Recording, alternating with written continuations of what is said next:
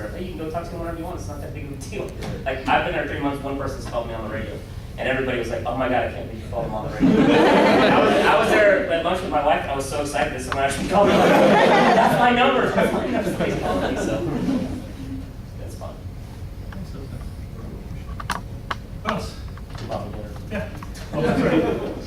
I've got a question about, you mentioned the Sea Lion show was changing up. Yeah.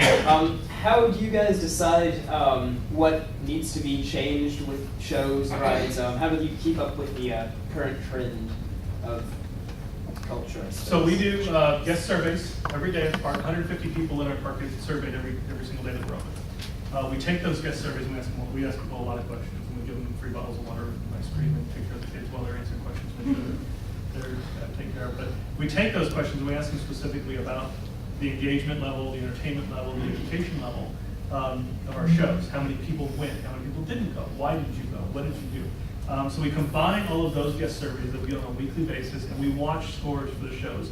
And we watch 2 scores. One is penetration, how many people are going into the show. So is that up or down? And then how many people actually rated the show only as an excellent. You can rate excellent, good, fair, or poor.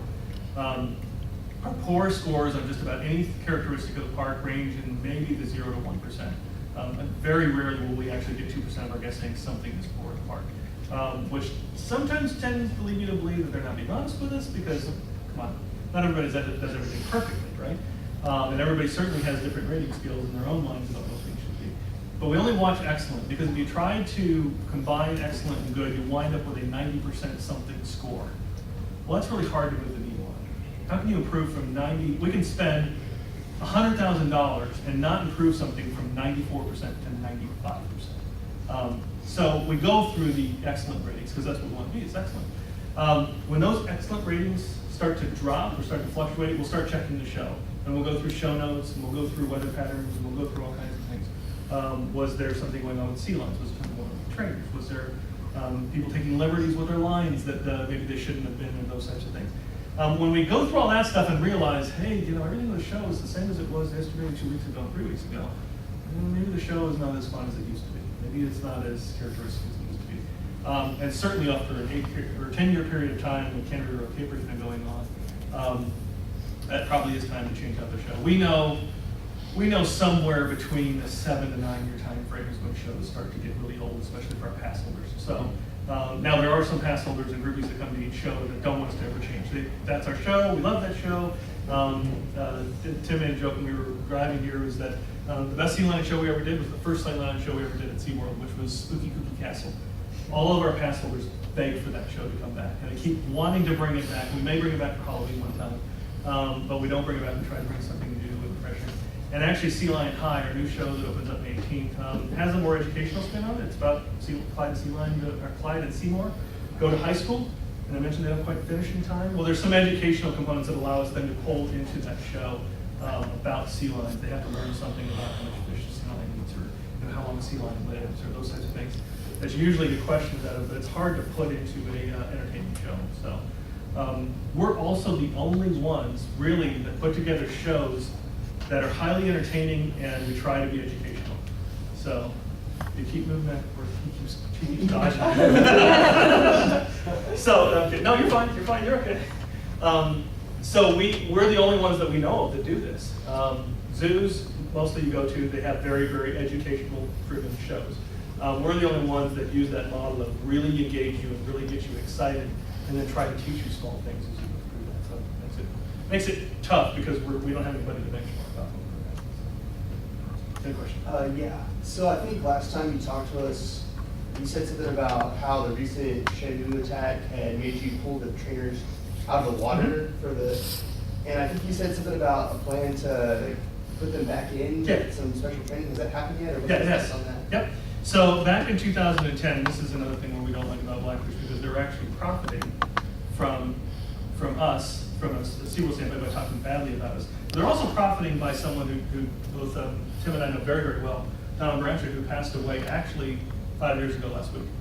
She passed away in a killer whale incident that happened in Orlando.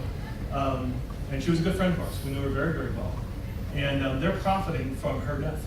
And we're not very excited about that. And so you can imagine it's much more emotional for us than it would be the general public, and we know that. But from that standpoint, what we did was right after the show, we said, okay, we're really, really good at this. We're the best in the world at this. But just because you're best in the world doesn't mean you haven't looked at everything and haven't checked everything. So the first thing we did was, okay, let's back up. Let's pull all the trainers out of the water. Let's operate the show continuously without trainers in the water, and start working from that. And then let's start checking all of our safety SOPs and do all of that. And it was a couple-year process. It was a few-year process to go through and check all of our standing operating procedures, making sure we're talking to all of our trainers, talking about their fitness programs, talking about all the things that they do, all the behaviors that we're doing. So that took a couple of years. Now, in that couple-year time when we've now not been in the water with the whales, now some of the whales have not been desensitized to having a trainer in the water with them. So we don't want to just jump back in the water assuming that they're okay and everything's fine. So now we're going through that desensitization process of having trainers in the water, primarily right now for husbandry and medical reasons. There's a lot of stuff that you'll never see that happens in the back pools to make sure that our whales are healthy, that we're checking them, that we're be able to take blood and urine samples from them to make sure things are okay, understand what's happening with a pregnant killer whale, all of those things. So from a husbandry standpoint, we are actually back in the water from a desensitization standpoint. We aren't from a show standpoint. We haven't determined when that will be, but we continue to work towards it. Yeah. You mentioned Discovery Cove, and I've been there, and it is nothing like any other SeaWorld park. So what was kind of the thought process behind, like, let's do something totally different, something we've never done, and something that's totally out of our range of normalcy? What was kind of the thought process or like the risk assessment for that? I take full credit for this. I've been there, it's great. It's amazing. So if you haven't been, it doesn't feel like you're in Orlando at all. You feel like you're on a beach in the Bahamas or something, away from the city, real quiet and quiet. But we have been doing some interaction programs at the parks, like